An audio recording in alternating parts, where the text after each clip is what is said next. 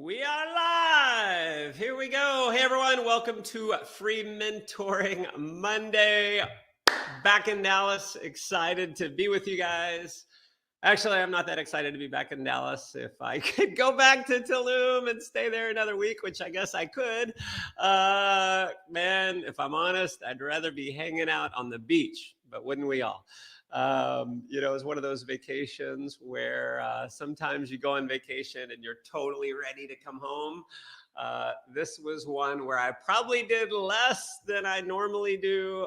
We did a quick tour. We did a little excursion, went to a cenote, basically a sinkhole, an underground cave, huge. And we swam around, saw bats and all this, swam with the turtles. And other than that, we just hung out on the beach. And it was awesome. So back in the saddle has been a crazy busy day. Lots and lots of calls already, but I wanted to hop on with you guys and do a quick Free Mentoring Monday, a live Q&A session. And so as I get going here, feel free to drop any question that you have on building your business, on leadership, on network marketing, on building a brand, internet marketing, recruiting online. Any of that, drop me a question below and I will do my best to answer all of your questions here over the next half an hour or so. And listen, I am broadcasting in a few different locations. So on my Facebook page, I'm broadcasting in the Matt Morris family Facebook group. If you haven't joined the Matt Morris family group, just go to mattmorrisfamily.com and you can join that group. We do lots of cool special things. In fact, today, if you're a part of that group, if you're watching from the live from the group, then we're going to be doing some giveaways. We'll be giving those out based on your email that you put in when you subscribe to the group. So we'll be giving those away to the top questions. And so we've got our community manager, Jessica, is actually on with me. So she's going to be giving you guys some prizes. Free books, my 7 Secrets to Success, and my Millionaire School program. And we'll probably even give out a copy of Social Domination, which basically outlines the 4-step system that I've used to be able to build a following of over 800,000 people, personally sponsor hundreds of people into my organization. And so let me know as you hop on, let me know where you're tuning in from. Give me your city, your country. And let me know if you're watching this live or on the replay. And listen, if you do happen to share this, if you're on the public site and you share it, let me know that you shared it in the comments so we can give you a shout out. And so let's see who we got. We got Farmington, New Mexico. Hey, Marissa, good to see you on. We got Leah from Denmark, Joshua from Nigeria. We got Romania in the house. We got Johannesburg. Good to see you, Peter. Hey, Mohammed. Hey, Rachel. Wichita, James in Wichita. Let's see. What else? A ton. So listen, San Diego, UK, all over the place. Craig, thank you for the share. Tunisia, we don't typically have a lot of people on from Tunisia, so very cool. Italy, San Diego, Uganda, all over. So listen, appreciate you guys tuning in. If you are new, if you haven't seen me on a live broadcast, drop me a 1 in the comments. So we can welcome you to the family here. And if you've not subscribed to my newsletter, be sure and hop over to mattmorris.com. Put your name and email address in. And so listen, as we get going here, I'm going to talk for a minute, but let me know what questions you have. If you could ask me one question to help grow your business, what would that one question be? So put that in the comments and I'll be answering those. And getting back, if you're just hopping on, just back from Tulum, Mexico. If you've not been to Tulum, hey, Ryan, welcome to the group here. If you haven't been to Tulum, it is a little town about an hour and a half south of Cancun. And kind of like almost like a hippie community, very laid back. It's all these little boutique hotels. So if you go to Cancun or Playa, you have these huge monster resorts with 1,000 rooms, right? And Tulum, a huge resort in Tulum might be 100 rooms. And so we stayed in a couple different resorts. I think the first one had maybe 35 rooms, something like that. Very small, very quaint, just super cool. Hearing the waves in our room crashing from the balcony. And then the second night was very interesting how you can manifest things. We were long story, but our reservation for the last 2 nights didn't go through because we were going to change and go somewhere else. And so we were without a room. I'm like, cool, we'll find one when we get there. And so I'm like, well, we look online, there's a cool resort at the end of the strip of resorts. And so we walk down, we go in that resort, nothing available. And we're like, oh man, because it showed availability. We wanted to check it out and make sure it was a cool place. Nothing there. And so we're walking back to our resort going, man, we got to find a place to stay. And as we were walking, there was the coolest, it was like a building. It didn't look like the other resorts. Very cool building there. And we're like, man, let's go in here. And it was the coolest layout on the outside. They had like hammocks and just beds laid out. The restaurant was outside. Anyway, it just looked awesome. So I'm like, let's just see. So we walk in, we go to reception, and the exact room, the one that we pointed at, it was on like a 3rd story overlook, had like a private pool, like plunge pool and all that. The exact room that we had pointed at was the one that's available. And, it is just one of those things where you receive not because you ask not. Thank goodness we went in and asked. And, it's a lesson in itself. And the biggest reason why people don't have success in sales is because they don't ask, and they don't ask enough. And the bottom line is what got me over a lot of failure. And if you don't know my story, I struggled for 5 years in network marketing before becoming a top earner in 3 different companies, building a team that's grown to over 2 million customers, doing over $2 billion in sales. Wasn't always that way. My first 5 years, for 5 years in a row, I spent more money than I made every single month. Amazingly frustrating, just beating my head against a wall, wondering, man, why can't I make this work for me? Seeing other people who were joining after me pass me up, thinking maybe I'm just not cut out for this network marketing thing, feeling just beaten down, And I will tell you, one of the biggest things that just got me unstuck is when I finally decided, you know what, I'm just going to ask everyone. And I'm going to be crazy in what's the word? I can't think of the word, but in how aggressive that I am in asking, I'm just going to go wild. And because I went wild with it, I don't know that I think my conversion went up, my percentage went up, but it wasn't that it went up dramatically. It was that I just started talking to more people. And those of you who are working to recruit online, it's one of the biggest things that I get from people who are like, oh man, I've tried reaching out to people and it just doesn't work. Like, well, how many of you reached out to? I've reached out to 15 people. I'm like, you need to be reaching out to 50 a day. If you want to have massive results, you need to be reaching out to a lot more than 15 before you say something doesn't work. You got to be talking to a lot of people. And if you're not, it's just not going to work for you. And so if there's one thing you've got to get really, really good at, it is being able to overcome rejection.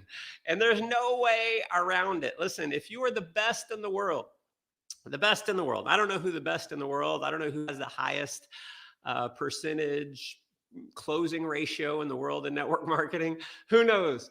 But if you're the best in the world, you're going to get rejected more than you get accepted. You'll get more no's than you get yeses. And the only way to get a lot of yeses is to get a lot more no's. And so I personally think that's the thing that holds people back the most in network marketing. And here's the reality: what you lack in skill, you make up for in numbers. If you suck really bad, the only way to get over sucking really bad is to go get tons of rejection. And that's how you get good, because every time you do a presentation, you get a little bit better. Every time you interact with someone, you become a better communicator. And people don't become great communicators because they don't communicate enough. And so if you learn to communicate a lot more, guess what? You'll be a lot better of a communicator. People are like, I suck at doing live videos. I could never do a live video because I just suck so bad. I'm like, of course you suck bad. You're supposed to suck bad if you haven't done 100 live videos. I've done 1,000 live videos at least, right? So I'm cool on doing live videos. Am I the best in the world? Nowhere close. Lots of people way better than me at live videos, and probably because they've done more. Okay. So that's the bottom line. If you want to get good at something, you're going to have to suck for a period of time before you get through it. So let me look at some questions here. Been through the Millionaire School, which is one of the most amazing courses I've ever been through. Regarding closing a prospect, how far would you be going to close the prospect, and when do you give up on the close? I give up on the close when they tell me no. You know, I mean, I have, from a follow-up standpoint, it's kind of I used to have a 3 strikes and you're out. Now I'm more of like a 1 or 2 strikes and you're out. So if I present to someone and they say, I got to think about it, talk to my spouse, pray on it, whatever it may be, I'm going to immediately set a deadline. Okay. Because the last thing I want is a prospect who's going to stay on the fence forever. I would love a quick no. I would rather get a quick no than a maybe who joins a year later. I don't want that maybe energy hanging around. And listen, if you live in maybe, you're going to attract a lot of maybes. If you start living in certainty, then you start attracting people who are certain. And you got to be okay with the no. But here's my whole thing. I don't want maybe energy around me. And so I just don't allow it. I don't allow maybe energy. So I present an opportunity and someone says, I got to think about it. What that means is maybe. Okay. I got to talk to my spouse. What that means is maybe. I don't like maybe energy. It's not that I'm going to be harsh about it. I'm going to obviously do what I can to overcome that objection. But I'm just going to say this. I'm going to say, if they're not going to enroll, hey, I never make a decision without sleeping on it, whatever, which is never true, by the way. And then I'm going to say, awesome. Well, listen, here's the only thing I ask is to give me an answer. How long do you need to be able to give me a thumbs up or thumbs down? And I'm totally cool either way. How long do you need? 24, 48 hours? What's good with you? And they're going to say 48 hours usually. I'm going to say, awesome. If they say a week, I'm going to say, okay, cool. I'll call you in a week. If they say a month, to me, that's just a no. So if they say 48 hours, I'm going to say, okay, cool. I'm going to call you 7 p.m. on Tuesday. Give me a thumbs up, thumbs down. Awesome. Cool. That's it. Now, come Tuesday at 7 o'clock, when I give them a call, if they don't answer, if I send them a text, I'm going to say, hey, man, it's Tuesday at 7, thumbs up, thumbs down. Let me know. Are you in? ? That's it. And if there's no answer, the answer is no. If it's maybe, or I got to think about it longer, for me, the answer is no, because I just don't want to live in maybe. Here's what I've discovered after 25 years of doing this. In 25 years, the people who take forever to make a decision, even if they do make a decision, they never become leaders anyway, because they live in the land of maybe. And people who live in the land of maybe are not leaders. They're not the ones who are going to rise to the highest level. So, my follow-up used to be, I follow up 3 times in 3 strikes and you're out. Now I'm going to follow up once, twice, and that's about it. So hopefully that answers your question. Greg, I appreciate that question. Thank you so much, my friend. Let's see. How do I do an attractive live to draw more people into it? Great question. I got an answer for you. In fact, I have a program within my social domination. In fact, I need to actually sell this product. I have a product, and the only people who can actually get the product are those who have bought my socialdomination.com calendar. I'm probably being a bad salesperson, not offering that product for sale on its own, but it's called Live Video Mastery. And what I talk about in Live Video Mastery is exactly that. How do you attract people to you? Now, to do a good live, listen to me when I say this. If you want to get really good at doing a live, do a bunch of shitty lives. Do a bunch of crappy lives, suck a bunch of times, and guess what? You're going to get good. You're going to get good because you get over yourself. You know, when I did my first live video, however many years ago it was, I was a nervous wreck. It took me forever to hit the go live button. And when I got on, I was awkward. I just felt like, I don't know, this is different. And what's weird is I had spoken in front of thousands of people at a time. I've spoken in arenas with thousands of people without the nervousness that I had when I did my first live. I had to suck. Even though I was very talented on stage, didn't have a ton of fear on stage and all that, when I got on live, I had to suck. So you're going to have to suck. Be okay with sucking. All right. So that's number one. Number two is you want to have a headline. What is the headline that's going to grab people? Now, today's headline that I put, live Q&A, that's not the sexiest headline in the world. Free Mentoring Monday, it's not the sexiest headline in the world, but hey, it is what it is. I mean, that's what this is, and I'm cool with that. One of the best ways to come up with titles is to subscribe to my newsletter and watch my email subject lines. We get insane open rates. I mean, we average 30% open rates on my email newsletter. Now, I happen to think it's the best damn email newsletter in network marketing. And it's good content that I put out every day. But a lot of times it's catchy subject lines that get people to stop. So people are scrolling. What is it that's going to get them to stop? And so, you know, my target market are network marketers. And so I'm typically putting something about, you know, how to overcome I have to think about it objection. And if you're a network marketer, that's a subject line that you see, ooh, wow, that's something that I want to know about. If you're selling weight loss, it might be 3 tips to lose 5 pounds this month. Something that is like, ooh, I want to know that. If you're, you know, putting content out there, you can do one of kind of 2 ways. This works really well with email is just curiosity. One of my subject lines, I think maybe it's today, we sent out welcome to the jungle gym in parentheses. It just makes people like, welcome to the jungle gym? What is that? And it gets people to open. So you can have curiosity headlines, which is the description of your live, or you can give the benefit. Like, here's what people are going to get by watching your live. 3 tips to have healthier looking skin, 5 tips to reduce wrinkles, 5 ways to travel like an insider, 5 ways to save 70% on your vacations. You know, think about what it is your product that markets. And here's a cool thing. One of the things I teach in there, and I'm giving away all of the content in this, but it is this. If you're in travel, healthcare, skincare, whatever it is, go on Google and type in tips, skincare tips. You're going to find a million blog posts about skincare tips. You get on your live and you give the tips that you learned on reading this blog post. Okay. You don't have to say it's your information, but you can make it your own.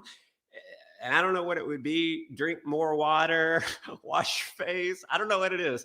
But you read the 3 tips, 5 tips, whatever it is, and you give that. So you're giving away content. And then at the end, you're going to say, look, if you'd like a way to accelerate reducing your wrinkles, shoot me a direct message. And all of a sudden, people are sending you direct messages about how to reduce wrinkles. Okay. If you're doing something on weight loss, tips, weight loss tips, Google that. Find 5 tips on weight loss and do a live that says 5 tips on weight loss. At the end, hey, if you'd like a way to accelerate your weight loss, then shoot me a DM and I'll give you another free resource or another resource. If it's travel, 5 ways, travel tips, saving money on travel tips, do your live at the end. Hey, if you want to know more, shoot me a direct message. Here's the key. I personally am not big on social media is not, unless you're doing paid ads, where that's kind of people expect you to sell. If you're doing lives, people don't want your live to be just a commercial. So if you get on and you're just selling, you're never going to build much of an audience because you're not giving value. So the biggest thing is give value. So anyway, that's a long answer to your question, but that is how you do an attractive live to draw more people to it. Let's see. How do you manage to recruit people online? Laurette, good question. So how do I do that? Here's a good one, is give value. 3 magic words. And again, this is all stuff I teach. If you go to socialdomination.com, you'll see a lot of this. In fact, I have a video at the top that trains, they'll give you like an 8-minute training on this. But the key is consistently add value. Consistently add value. If you'll consistently add value online, what happens is you're giving value to people, and so they listen. They want to know what you do. If I'm traveling, doing meetings, whatever, I'm posting all the time. I'm doing shout outs. Hey, so proud of my friend John, lost 5 pounds on our product. So proud of my friend Billy, who traveled for free or saved $500 on his vacation. Check out this before and after picture of my friend Janie, skincare, giving you a few different examples for different types of companies. So the key is consistently add value. Live videos, I'm telling you, it's where it's at. If you'll get on and just do consistent live videos, mine mainly personal development. I'll do Q&A, I'll do leadership insights, I'll do sales insights, network marketing insights, all kinds of things. And what happens is people reach out to me. Motivational quotes, text-based captions. In fact, that's another one of my trainings where I have, it's basically teaching you how to create captions that are like deep thoughts. And when you do that consistently and you're adding value and you get people to expand their thinking, here's a big one. Help people expand their thinking. And it creates a bond and it creates a connection, and people reach out to you. Hey, what do you do for a living? You're always giving value online. And you might be thinking, well, who am I? I'm not a millionaire. Who am I to be a coach? You don't have to be a millionaire to be a coach. If you're out there reading books, I'll tell you how I got started doing this. Years and years ago, I had an organization. My upline in the company I was in didn't do any weekly trainings. There was no trainings unless you came to a weekly meeting. And so I thought, man, I'm not really a speaker. I'm not really a trainer. I've never made a ton of money in network marketing before, but I got a group that's growing now. And so this is what I did. I read leadership books. I called it a weekly leadership call, and I would read John Maxwell books. I'd take notes, and I'd get on this Monday night call every week religiously, and I would basically read my notes. And people would go, oh my God, Matt, you're the most amazing leader. I can't believe what I've learned from you. I've learned more about leadership from you in this call than I've learned in my entire life on leadership. All of these rave reviews, all I did is I went and I read John Maxwell stuff and I regurgitated it. I made it my own. There's no shortage of information out there. I mean, you look at my bookshelf. Well, I can't change my camera here, but I got bookshelves filled with books. How is it that I can train and deliver value? Well, because I've read a ton of books and I take notes on it. I make it my own, and then I train others on it. There's very little new personal development content out there. It all stemmed from, hundreds or thousands of years ago. And we take the same basic concepts, we make it our own, and we deliver it to others. That has probably been the biggest way. How I've recruited hundreds and hundreds of people online is I just deliver value. I do crazy videos when I'm out and about. If an idea pops in my mind, I do a video and I post it. And people go, oh my God, that was amazing. Thank you so much. And if someone comments, I don't do this as much anymore, but when someone would comment Or when people would even like one of my posts, I start a conversation. Hey, thanks so much for the comment. I just looked at your page. You look like an awesome person. Where are you from? Compliment. Here's the secret. Compliment. Ask a question. They're more likely to answer your question if you give them a compliment. And they say, "Oh, thank you so much. I appreciate that. I'm from this place." And we get into a little bit of a conversation. I ask them if they're open. If they are, I send them a video. Hey, take a look at this video. Okay. Now here's the key. And this is where most people fail, is they go, "Oh, I've tried that and it doesn't work." Yeah, you've tried it like 8 times. You've tried it 15 times and you're wondering why you haven't recruited anyone. Do it 500 times. Do it 500 times and then you can say your strategy doesn't work. But if you haven't done it 100 times, you can't say the strategy doesn't work. You have to talk to a lot of people. Now, if you're in a warm market scenario and you've talked to 20, 30, 40 of your friends and no one's joining, I know that can be frustrating, but typically in a warm market environment, you're going to have a higher enrollment ratio. If you're talking to strangers online, it's going to be a lower enrollment ratio. I was just watching a video the other day, and this guy's having huge success, built a team of over 1,000 customers, and he contacts 50 a day. I've never contacted 50 a day. But he's having huge success because he's reaching out, starting conversations. And I'm sure there is Facebook jail.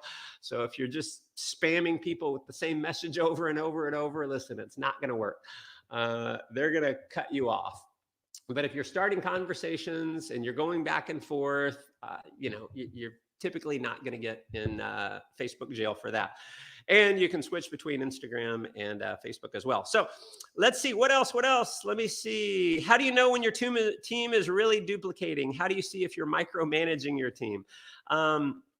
Great question. Well, how do you know if it's duplicating? Is by growth. Are you having people join your team when you're not present? If you are, your team is duplicating. And there's a ton of different levels. I've got teams of mine that duplicate a little bit. There's a sale a day coming in, sale every 2 or 3 days coming in from one particular group. And I've got other groups where there's 20, 30, 40, 50 sales a day or 100 or more sales a day coming in. So there's varying levels. The key is you want to have a system. So one of the things that you'll learn in leadership, I'm giving you a big nugget here, is when people ask you a question. I do lots of live Q&As with audiences and stuff like that. When people ask you a question, answer the question they should have asked you. This is a big takeaway. This is a big golden nugget. And this happens with prospects as well. You've presented something to someone and someone asks you a question. Answer the question they should have asked you. So I'm going to answer, who is this? Renault. I'm going to answer the question you should have asked is, how can I duplicate more easily? Oh, look, the next question, David asked, how can I duplicate more easily? Here's what you want to make sure is happening. There has to be a system in place and there has to be a training in place that will duplicate without you. And the system that I learned 20 years ago is the same one that I'm training on today. And it's a 4-step system. Here's what I learned. It was called IPET: invite, present, enroll, and train. Invite, present, enroll, and train. Now, you teach people, the bulk of the training is how to invite people to take a look at your product, services, or opportunity. Present, if you as the leader having to do all the presentations yourself, you're not going to have duplication. You may be having a lot of sales come in if you're an absolute animal. This is how I got started. I learned how to close. I was a production maniac because I got really good at closing, but I was always the presenter. There wasn't a third-party tool. Okay, so you got to make sure there's a third-party tool. There's something that can actually do the presentation. So a brand new person, if a brand new person comes into the business, they need to know, number one, how to invite and what do I use to present. Now, it's okay if there's an upline or someone else is presenting, if there's Zoom presentations and stuff like that. There should be a tool where they don't have to join, learn a full presentation themselves, and then go out and have to try and sell. 95% of the people in the world don't like to sell. So if your system is based on sales, it's going to break down. So they're inviting to a presentation. The presentation could be someone else presenting. It could be a Zoom video. It could be a 24-hour pre-recorded call. Back when we had live meetings and things like that, it would be live events as well. Hopefully we'll get back to that. Okay. Invite, present, enroll. Teaching people how to ask people to get started.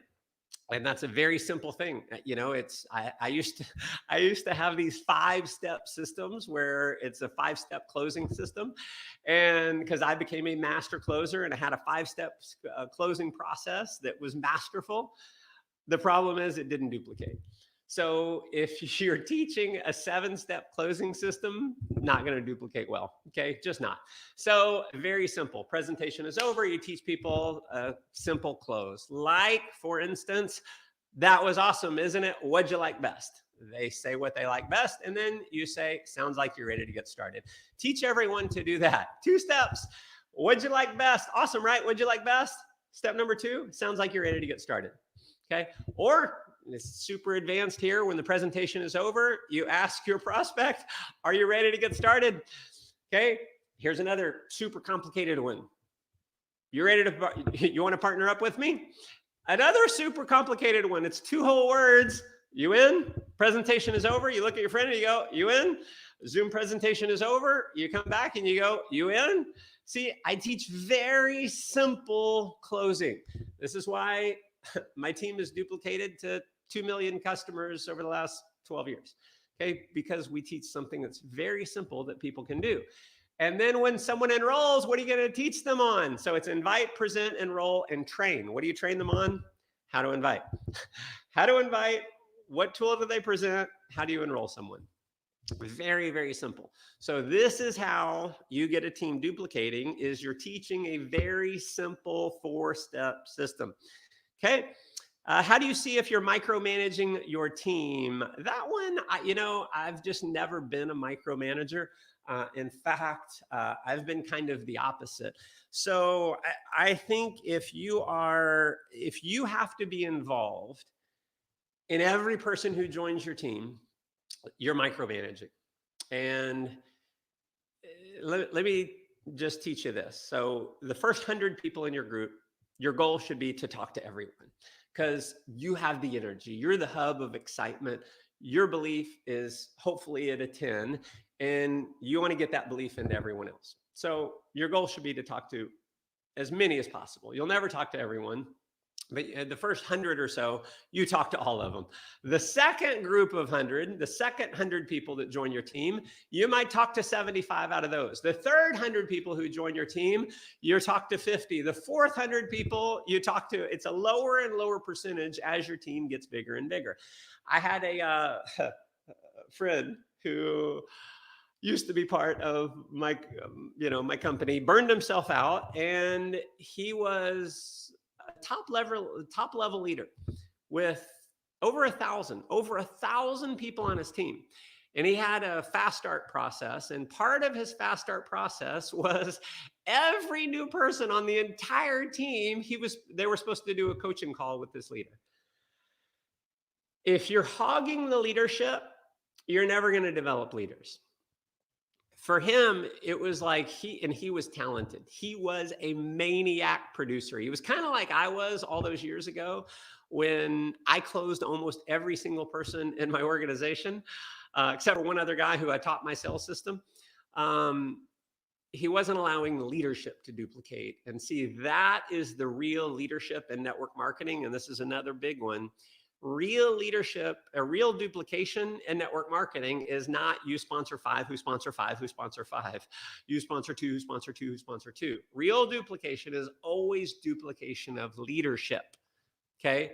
So you want to be focused on, obviously you want to talk to as many people as possible. You want to be the energetic hub. You want to build belief in people, but you want to be focusing on who is the leader that's got the level of belief that I do, and who can I just edify like crazy and make them better than me?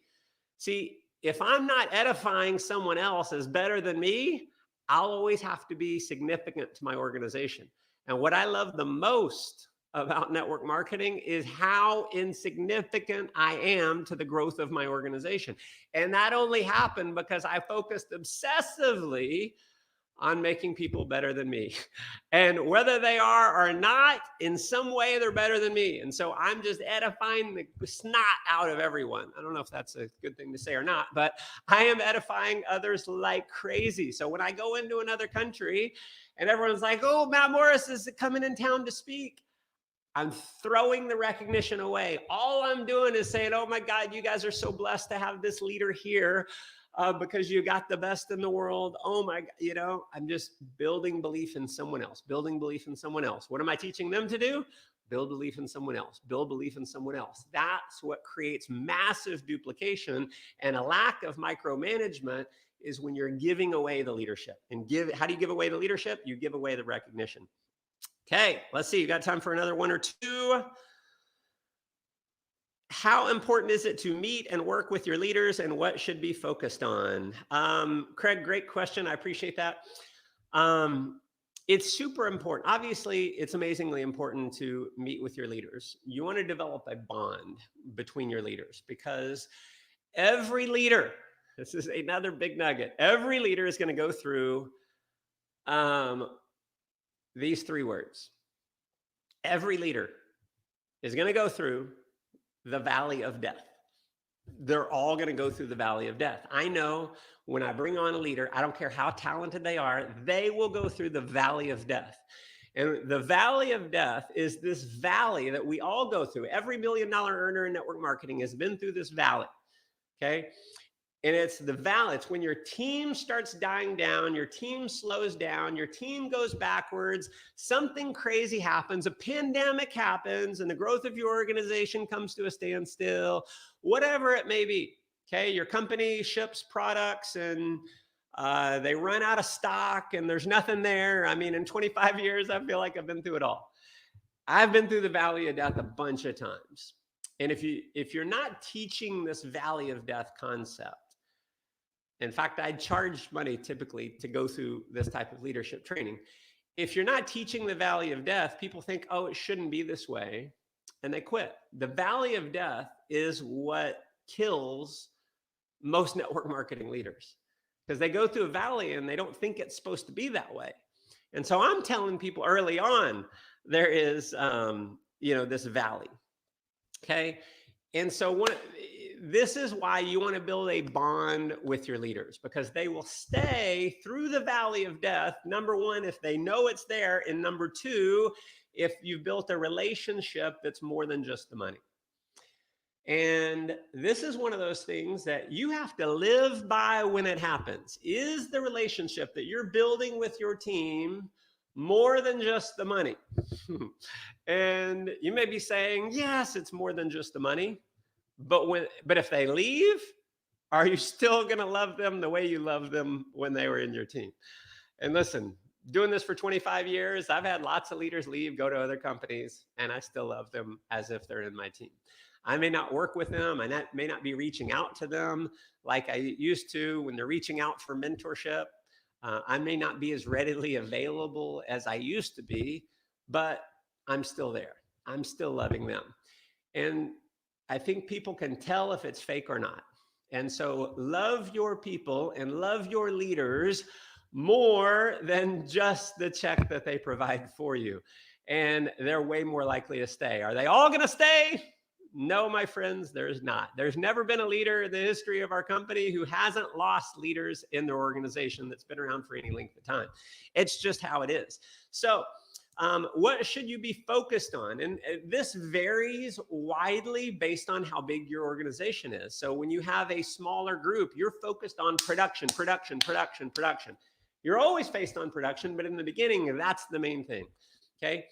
You're focused on new people in your group. And I have a philosophy of this. If I'm personally responsible for someone saying yes every day, at least 5 days a week, I'm going to have huge momentum. If I'm in the trenches doing 3-way calls and Zooms and, meetings and all that every day, Not me, not that I'm personally sponsoring someone every day, but if I'm doing a three-way phone call or a presentation or a Zoom, if every day I'm responsible for one person joining my group, I'm going to have massive momentum because my team is going to see how hard I work. They're going to see my level of production, and people will rise to that challenge.